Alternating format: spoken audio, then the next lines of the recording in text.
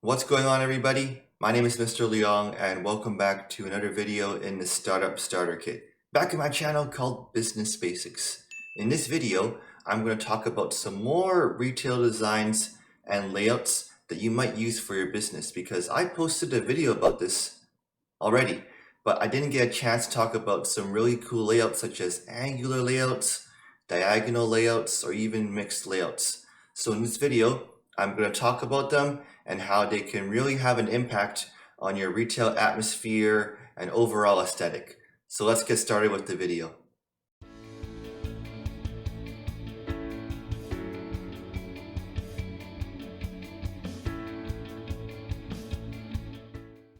Okay, let's get started.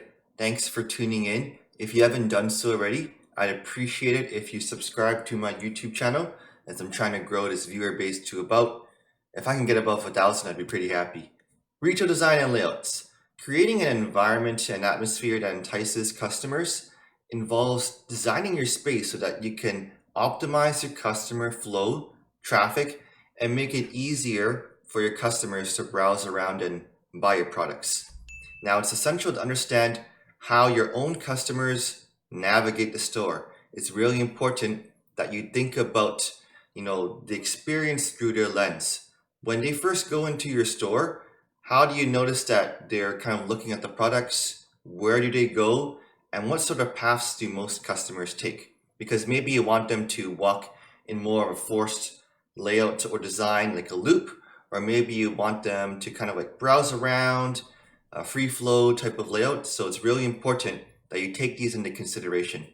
Humans by nature are visual learners and they respond well to visual cues. So it's really important that you consider these sort of details when designing your space. Now you can include things such as mirrors, counters, spaces, the transition zone. All of these are very important in the experience, which is why I recommend that you take a look at the first video that I posted for some more details. But for now, here are some more layouts that you can consider when designing your store. All right, here's the first layout that I'm going to talk about. It's called diagonal layouts.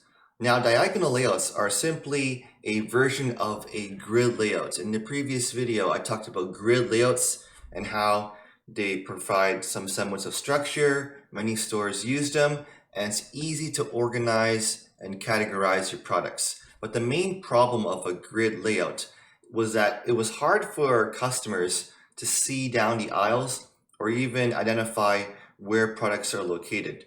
So diagonal layouts aim to kind of resolve some of those challenges.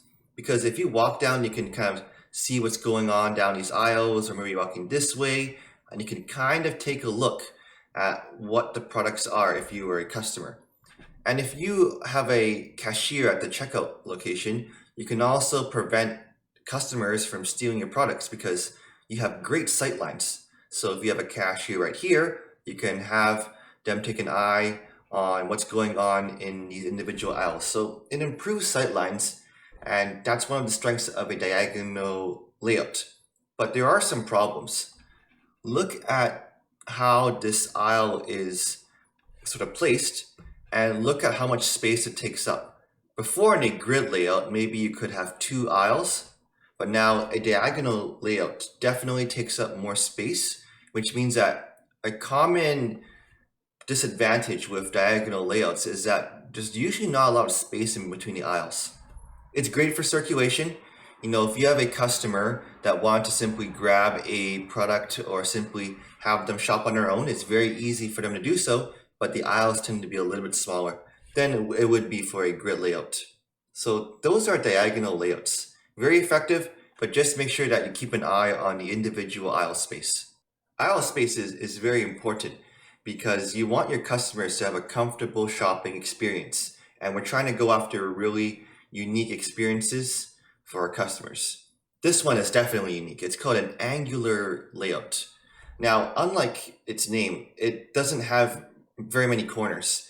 Angular layouts are designed where the displays have rounded edges. Not one or two, but all of them have rounded edges. You have curved walls, merchandise displays, and these angular displays help to manage customer flow because you don't have to walk around corners. but it really benefits stores such as luxury stores when they're trying to create that boutique feel.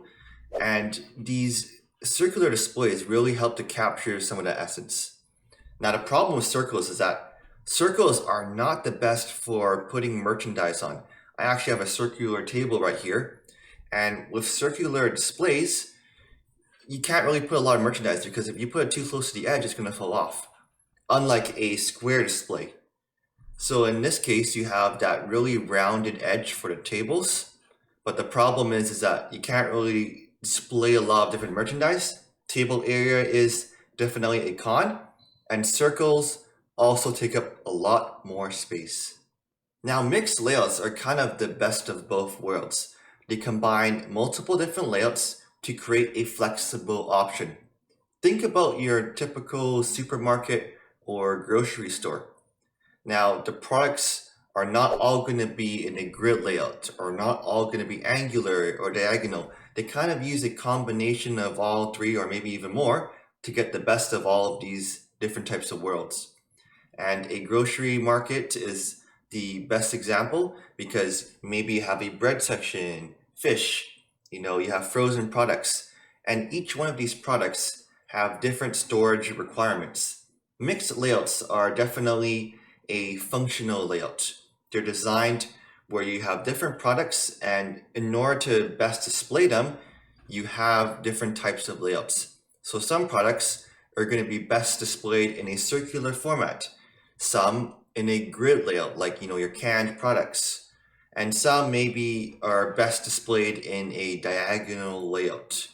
So a mixed layout combines all of these different types of layouts in order to best create a flexible type of layout that caters to each of the different products that you choose to sell. Now, the final layout I'll talk about today is a geometric layout. Now, geometric layouts are definitely unique. They help to make a statement about the company's brand because this type of layout is not normally seen in many types of stores because you have different displays. They're laid out in a different format, but the size and the shape of the display may differ. Geometric has more to do with the displays themselves rather than the layouts because ceilings, wall angles, and how you organize the merchandise can really have an impact on how the customers browse around your stores and what really grabs their attention. In this image over here, you notice that the displays, they kind of are not organized in a straight fashion like grid. There's a combination of different types of displays and shapes and the sizes, and that's really eye-catching for consumers. You kind of take a step back and you look at the different displays, and this really helps to create a unique brand image, especially if you're selling clothing. So you might consider geometric if you want to create that unique feel for your business. So those are the main types of retail designs and layouts to consider for your business.